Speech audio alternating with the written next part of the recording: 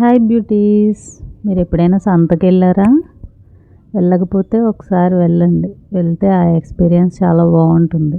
And మనం జనరల్గా ఆన్లైన్లో కొనేస్తూ ఉంటాం కదా. ఆన్లైన్లో బిగ్ బాస్కెట్లో అని, జిప్టోలో అని, పైగా వాళ్ళు పొద్దున్నే ఫ్రెష్ అని ఆఫర్లు పెడుతూ ఉంటారు. 9 రూపీస్కి, 10 రూపీస్కి అట్లా పెడుతూ ఉంటారు. అవి మనం ఇంటికి వచ్చిన తర్వాత చూసేసరికి 4-5 ఉంటాయి.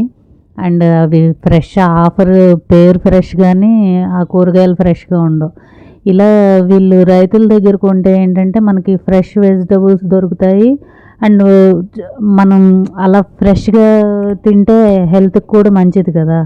మనం ఇంట్లో కూర్చొని అలా ఆన్లైన్లో పెట్టుకొని అవేవో వచ్చి వాటి కంటే కూడా ఇలా వెళ్ళి తెచ్చుకుంటే చాలా బాగుంటుంది. అండ్ మంచి మంచివి మనమే చూసుకొని తెచ్చుకోవచ్చు.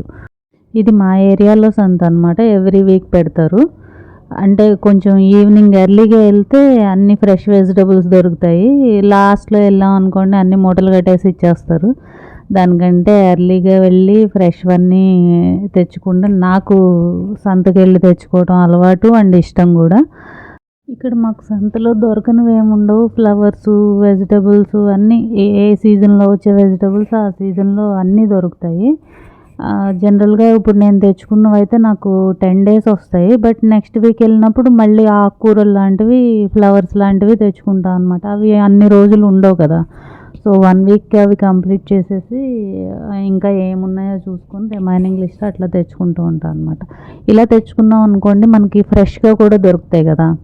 అంటే మనం ఆన్లైన్లో చూడకుండా బుక్ చేసుకోవటం వాటికంటే అండ్ మనం జనరల్గా అలాగా వెళ్ళి వాకింగ్ చేసినట్టు ఉంటుంది. మన కళ్ళకు కూడా అలా గ్రీనరీగా కనిపిస్తూ ఉంటే నేత్రానందం కూడా ఉంటుందని నేనైతే సంతలోనే తెచ్చుకున్నవన్నీ ఆకుకూరలు మాత్రం ముందు క్లీన్ చేసేసుకొని ఒలిచేసుకొని బాక్సుల్లోకి పెట్టేసుకుంటా. ఎందుకంటే అవి తొందరగా పాడైపోతాయి కదా.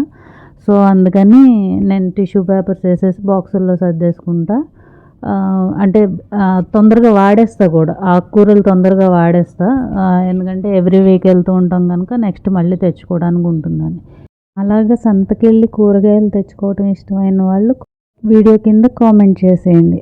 లైక్ చేయకుండా, సబ్స్క్రైబ్ చేయకుండా వీడియో చూసి మాత్రం వెళ్ళిపోకండి. Thank you.